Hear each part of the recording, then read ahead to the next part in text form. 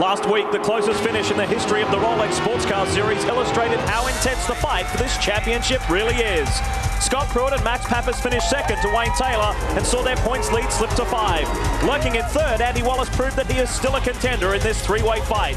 With 2 races remaining, emotions are running high and the teams are focused on success. 2 races to go, still in the lead of the championship, so too bad for the other guys. Who will take control in this heavyweight fight? The answer comes next on Speed.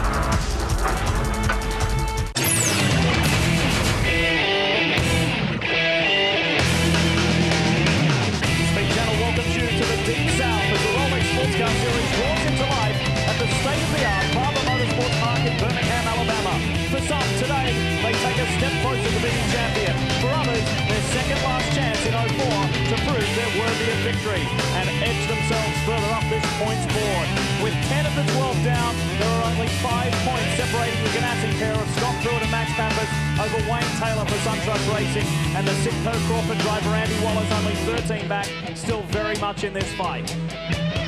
Good afternoon, everyone. Welcome to this $60 million amazing venue, Barber Motorsports Park here in Birmingham, Alabama. I'm Lee Diffie, along with our road racing analyst, Dorsey Schrader. Dorse, as you well know, we called the action yesterday on the Grand Am Cup Series race.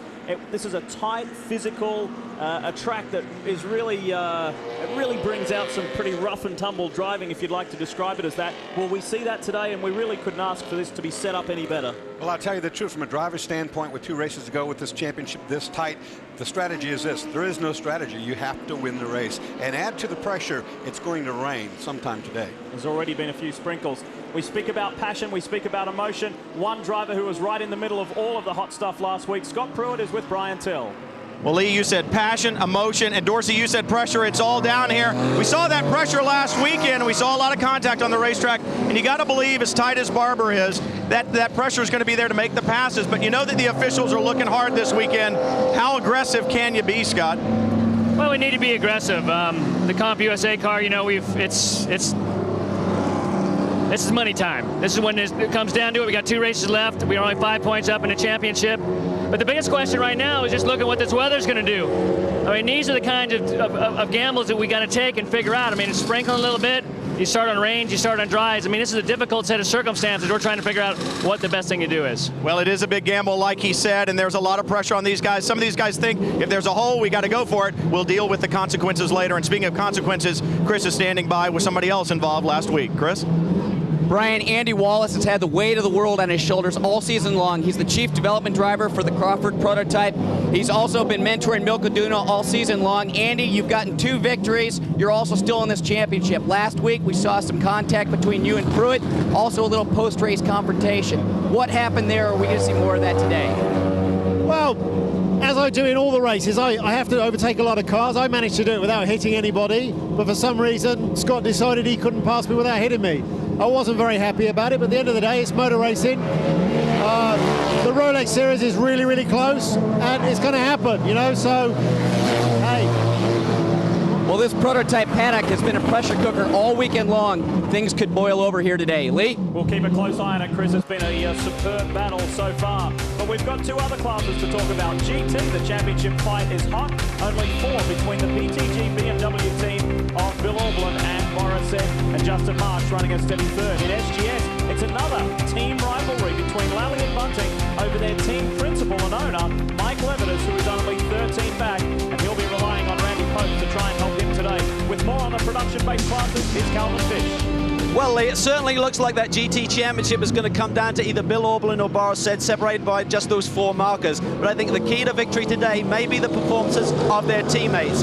Joey Hen in the 22 car, Boris's teammate, has been absolutely flying in the drive. He's been the fastest of all 4 drivers. But in these rainy conditions we're now seeing, that's where Justin Marks typically shines. Now in SGS, it's the TPC story. Number 38, Mark Bunting, Andy Lally have a 13-point lead over Michael Levitas. He comes off his 4th victory of the season just last week at VIR. The key for the 38 car, though, is reliability. All weekend long, they've been fighting an electrical issue, but the car refuses to start. So any slip on the racetrack, any spin, may be a big problem, Lee. A year-old track, a special track. And now Dorsey Schrader will talk us through the finer points with the BMW track map. This beautiful race facility is, in one word, very busy. You have a 2.3-mile layout, some 15 turns around here, and on top of that, you've got elevation change of 80 feet. With that, you've got blind corners right down here between 2 and 3, between 7 and 8, another blind one, and over here, 11 and 12. All of those can catch these drivers out today at some point. The entire starting grid will roll through at the top of your screen. Meanwhile, let's get back down to pit road and get an update from Brian Till. Well, Lee, some surprises in qualifying, one of which would be the 54 car that starts outside the front row. First front row start for those guys all season long. Now, they are the defending series champions, but they have not been on the front row. They've had their struggles this year, but they did have the setup just right for qualifying. The track conditions changed somewhat, and don't forget, Terry Borcheller is a Porsche driving experience instructor at this racetrack, knows it very well. Even Jim Bell was surprised by the lack of performance by some of the other teams, but they were pleased with that front row start. And starting up front is so important on a twisty track like this. Track position is everything. Starting up front might allow those guys to get back on the podium for the first time since the 4th round at Mont Tremblant. But the 54 car, not the only surprise in qualifying, I should say. There is another one out there also. Chris? Ashley Calvin, and that's on the second row, Brian, starting on the inside of the second row is the number 39, Silverstone Racing, Pontiac Crawford. What a great performance here yesterday by young Andrew Davis. His 3rd performance with the team. He ran at Mont Tremblant and at Watkins Glen earlier in the season, but he and Chris Hall, the Englishman, certainly have a strong chance here today. They both, too, also instruct the Porsche driving experience. They know the track like the back of their hand, and I think rain or shine, both these boys are going to be strong today, Lee. Thanks, Cal, and a lot of people pleased for young Andrew Davis, especially Max Crawford. He said a great day for us would be the day that a customer of ours, beats us. That shows just how good our product is. And a lot of people very, very proud of that young man.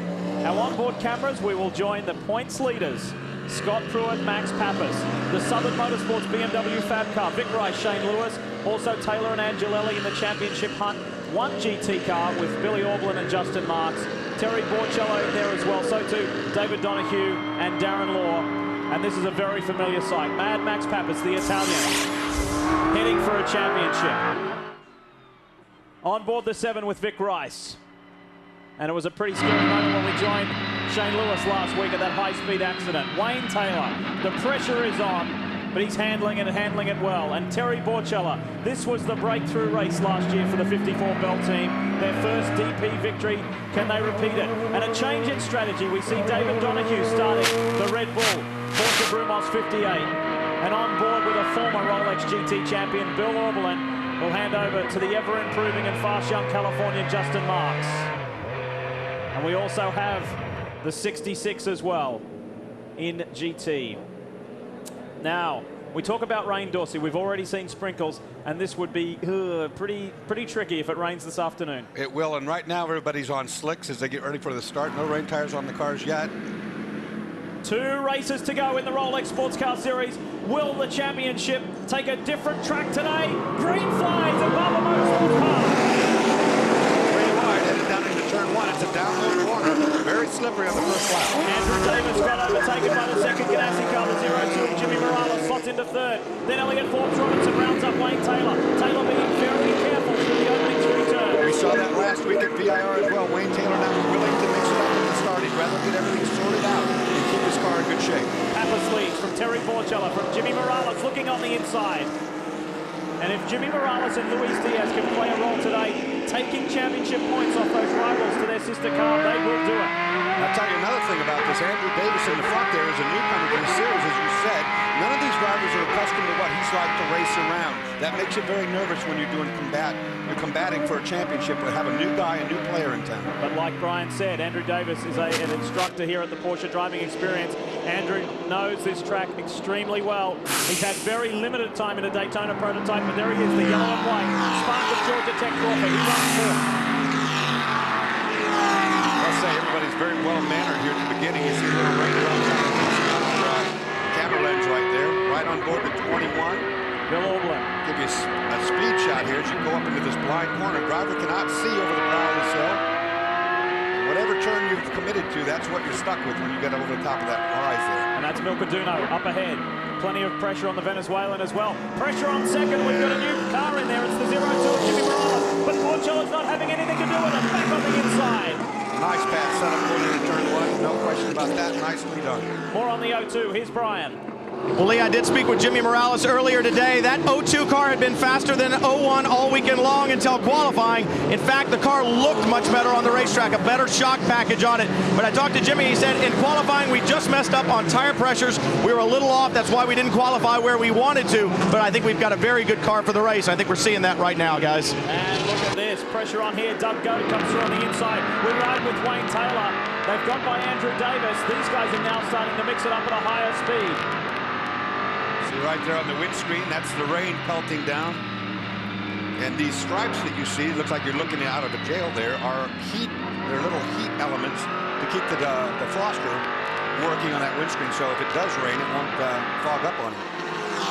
Something new on all the Rileys this year. One thing we have to point out that the 39 is slipping back, but we understand it is on wet weather tires. Oh, that would be a mistake, a very big, costly mistake for those guys. Wet weather tires, I should say, are very, very soft compound, and they will not last very long in the dry, and it is totally dry right now. So you see it skating around right there. It's blistering the rear tires right now is what's going on. They're getting little blisters from excessive heat. He'll have to pit soon. SGS, look at this. These are the two cars fighting it out for the championship. The 36 and the 38 TPC Porsches, and they're going hard at it at the front. As we're accustomed to all the time. A big shuffle amongst those cars. All the Porsches very equal. But look at this up front. Great battle in DP. Doug Goad has really started storming through this field on board with David Donoghue. It looked like the RX.com Doran was in the mix as well, and there's Elliot Forbes Robinson on the right. Something's up with Morales. Is he on wets as well, perhaps? I don't know if he is or not. We probably find that out, but I can tell you he's dropping back very quickly with the O2. Back on board with Donoghue. Battling in the top five. And let's find out more about the spark of Georgia Tech 39 with Calvin. Well, I'm here with the co-driver for Andrew Davis, Chris Hall. Chris, what was your decision on tyres here at the Green? Well, unfortunately, we put wets on. We took a gamble, but we didn't have time to put the dries on. There was the pit lane closed, so there's no way we could get Andrew in to change to slick. So he's falling back at the moment, but let's see what happens. You've got a lot of experience here, Chris. How long can he hang on with wet tyres on these track surfaces? Not very long, I'm afraid. These tyres are going to wear out very, very quickly, so we may have to pit under green shortly. Okay, well, a great qualifying run yesterday. Tough race right now for him, Lee. Well, we've also heard that the O2 that's dropping back from Morales' car is also on full wet. Rain tires, it's blistering those as well. He will also, by making a bad mistake, have to come in. And those boys are about to go to work in the O2 camp to perhaps put dry tires back on the O2 for Jimmy Morales as he slides down the order. And the 39, Andrew Davis for the spark of Georgia Tech Crawford Daytona prototype. He is, as you heard from Calvin with Chris Hall when we went to the break, it's been a costly error, Cal. It certainly has, Lee. Andrew Davis just made that pit stop, and Lee, these are the tires that came off the car. You can say they're absolutely chewed up. Obviously, the wet weather compound is a lot softer when they're working on dry surface. This is what it does. It just rolls them over. No way the boy can keep it on the racetrack. He had to pit and come in for slicks, Lee. Now, what that's like, Lee, when you're driving a car that's got a rear tire like that's blistering or it's getting too hot for what the conditions are, it's very much like driving a car with a flat tire. It feels like your rear tires are flat or your front tires are flat, and you're skating all over the place. The driver can do nothing. An outstanding performance as we ride with the 10. Look at the orange Daytona prototype up ahead.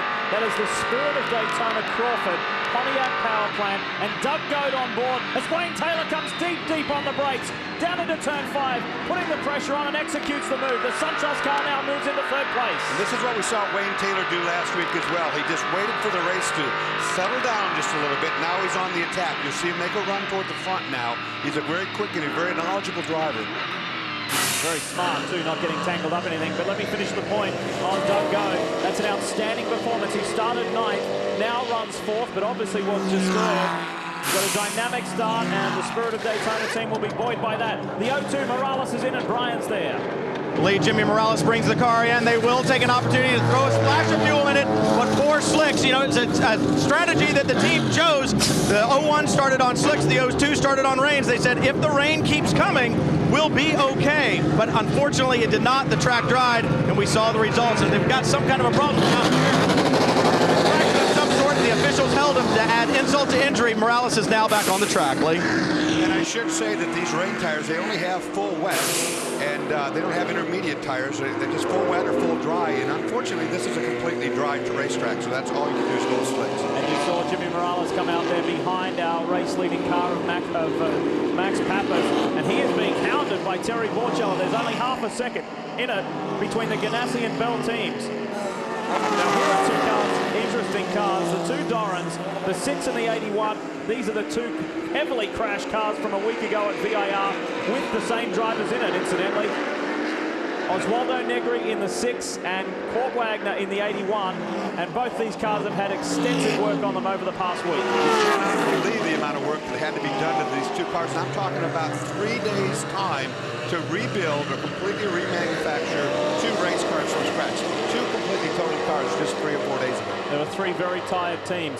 The Doran, all of the Doran employees that work on the 27, and that obviously work for Kevin Doran, the boys from the Michael Shank Racing team, and of course G&W as well. Pressure on here. Court Wagner's looking for a move on Negri, and Negri's sizing up David Donahue as they come through the SGS and GT traffic. And that's what's got them stacked up, coming through the SGS traffic right there. These guys trying to seize opportunity from one another to get them clear. Great scrap going on up front as well. Terry Borchella is really applying the pressure to Max Pappas. See how tight it is around here at the Barber Motorsports facility. Whoa, and there's trouble. That's one of the TPC cars. If that is one of the championship hopefuls, this could put a major dent in their championship campaign, but it's not. It's a 37. But a very big wreck. This is going to bring a full course caution out. That's right at start finish, just about right before start finish. John Littlechild and Doug Goad got together exiting turn 15, and wet grass, and that car accelerated into the tyre barrier. You're going to see this all day. I mean, all these cars running together in the different classes and a very tight racetrack, 15 turns and 2.5 miles, or under 2.5. You're going to get these kind of accidents. On board with Max Pappas, we see our first full course yellow. Not surprisingly, that's in a very precarious position. We hope that John Littlechild is okay. But for Pappas, it's been the perfect start. But it's great to see the Bell Motorsport Kodak Easy Share car up there running at the front. They've had a string of problems. We'll talk more about that after we analyse this situation. Dorsey, take a close look at it and watch for the orange Daytona prototype of Doug Goad. He and John Littlechild. Oh, that's an awkward one. It was an awkward one indeed, and it's very, very fast corner 15 there. You take a look from this thing. You see they just get hooked together. Not intentional to take him out by any means. It's just they're both tracking out. Very slippery racetrack. Different angle here. I think this shows it a little better. I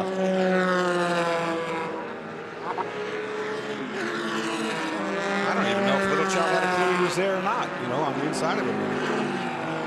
On board David Donahue, looking forward. And see if he can pick up the Doug Goad machine. We'll come back to that in a moment, but there is John Littlechild. I think Doug Goad was actually trying to avoid that wreck. He actually got on the brakes and tried to move out of the way and not make contact, and that's what caused it. You see John Littlechild inside, moving around in the car. Thankfully, he appears to be okay. Well, let's get down to the Spirit of Daytona pit and find out more. Lee, I'm down here with Doug's teammate, Stefan Gregoire. You've got to be pretty excited about how that car is performing this weekend. You and Doug have been very excited about the improvements of the car over the course of the season. Couple unlucky races. Is Doug saying anything about the contact? Well, yes, I mean, it's unfortunate what happened. I hope that guy is okay with the GT. But really, the car is really great. I mean, the team is doing a great job. I mean, this is only showing up a little bit since the last race. We did 6th in Mid-Ohio, but really we haven't been very lucky so far. So hopefully luck is turning around, except for this one. But the car looks okay right now, so I think Doug will be all right for the rest of his stint. Well, Doug was very excited about how the car was performing. He said he was a little bit nervous early in the weekend, but after qualifying, they think they really got the setup, and that's showing on the racetrack right now. Well, let's get back to that onboard shot from David Donahue's Daytona prototype, the Red Bull machine, and it will show us this incident from a different point of view. Watch John Littlechild. I don't think he realizes that the car's inside of him here. There's 2 cars up ahead. Right there. They're going to just get together. Doug Goad's trying not to wreck. He got on the brakes, realizing that Littlechild didn't know he was on the outside of him there. Well, co-driver to John Littlechild is Jean-Francois Dumoulin for this weekend, and he's with Brian. Well, Jean-Francois Dumoulin pairing with Littlechild this weekend, and I know disappointment for John. They had won a race actually with Pompelli at Watkins Glen, but for you, a short day, never made it into the car. Yeah, it's too bad for John. He was doing a great job out there. The TPC race team did a great job also. Just too bad. I don't know exactly what happened yet. I hope John's okay. He's getting out of the car, so it's just too bad for the day, but we'll be there in the next one. Well, difficult conditions out there right now. It's starting to dry a little bit, but I know you ran on this racetrack yesterday and all weekend long in these difficult conditions. How tough is it right now, especially with the prototypes out there? It's really hard because the racing line's drying out a little bit, and with it's prototype, they want to push you away a little bit sometimes out of the racing line, so he might get caught with a prototype or something. It's just really bad for him. He was doing a great job out there. We did a good gamble with the slicks to start the race, but it was pretty hard, and that's the way it happened. Too bad. Well, we knew that traffic was going to be an issue. We just didn't know it would come to play so early on. Lee? And positive signs there. John Littlechild out of the car, on his feet, talking with the corner workers. But the day is done for the 37 TPC Porsche. Back here live at Barber Motorsports Park. Just about completed this first yellow. It has been quite lengthy. And we are looking forward to getting back to racing. But let's hear from one of the Brumos pilots, Darren Law. Lee, I'm down here with another one of those drivers who took a really big hit a few weeks ago. Darren, we've noticed over the course of the season that the 58 has been a little bit deficient. You and David are trying to work out this chassis. As we're starting to get some more sprinkles, and we're most likely going to get a lot of rain today, is that going to level the playing field for you and David today? I think so. You know, the rain should help us. You know, torque becomes less of an issue, car control becomes an issue, so I think it should even things up a bit for us. As the season's coming to a close, what are your plans for 2005? I can say that David and I will be back with Red Bull and Brumos next year. Well, Bob Snodgrass has said all along that he's committed to this series and committed to this car. He is going to do a lot of development, and this team is really trying to come together to get some wins and hopefully go for the championship next year. And one of the Ganassi cars is rolling down pit road. Is that Jimmy Morales again? It certainly is. Second stop for Morales. So that's not quite the day that he and his CompUSA team were looking for. And Luis Diaz is set to get in and take over. He is. Brian.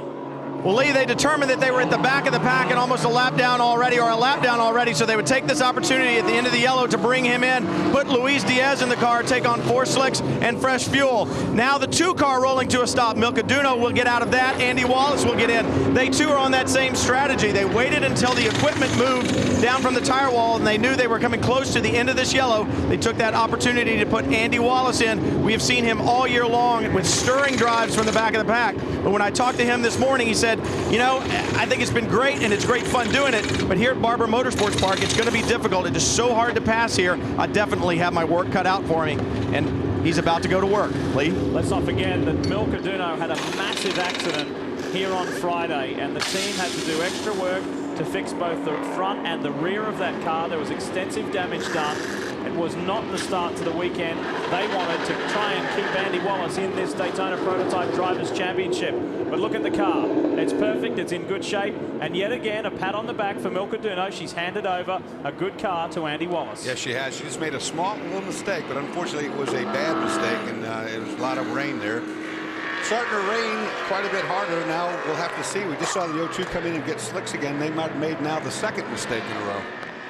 Andy Wallace, the British Bulldog. He is behind the wheel, and he's shown us many times he's been a Bulldog. Yeah, he's showing us a lot of smoke right now. We've watched that car over the weekend raining hard right there. We've seen this car smoking over the weekend. I know it's a concern. I know that Max Crawford and the guys had a look at everything right before the start of this race. So that doesn't look all that encouraging. So a very lengthy caution. I'm pleased to say now it's coming to an end. We are working our way to green on this lap. Brian, do you have more on the Sitco Crawford? Doors, like you said, that car's been smoking all weekend long. I did talk to Max Crawford and Buddy Fay, both the engineer on that car. I said, is it okay? They said it's been doing it all weekend long. It only needs to do it for another 245. I guess that's right. Back to racing, and it's Terry Borchella chasing. Max Pappas down into turn 1. And remember, while this rain comes down, these lead cars are on slick tires. It'll be very interesting to see about these different packages that these cars have been developed. Oh, you're a big slide right there. Who's got the grip? Who's got downforce? We're going to see it in the rain, that's for sure. And guess who knows this track very well? The guy sitting in 2nd place, Terry Borchella. He's an instructor here for the Porsche driving experience. Paul Wagner taking it very carefully as they head down that midfield straight. And Oswaldo Negri dives on the inside of Elliott Forbes Robinson. Forceful driving there. He's now closing the gap on Wayne Taylor. And look at these guys. Is going for it. Look at these guys slipping and sliding. Everybody's on slicks right now. And that's the right choice because there's not enough rain as it stands right now for there to be rain tires out yet. Calvin.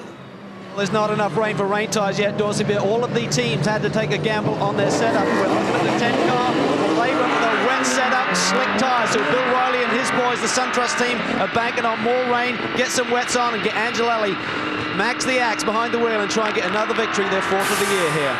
Let me explain for the people at home what a wet setup would be. I mean, you can go out on slicks on a wet setup like what Calvin's talking about. What they've done is they've softened the car up. They've softened the sway bars, maybe the shock settings, so it induces roll in the corner. Now that roll takes the outside tire, shoves it down into the water.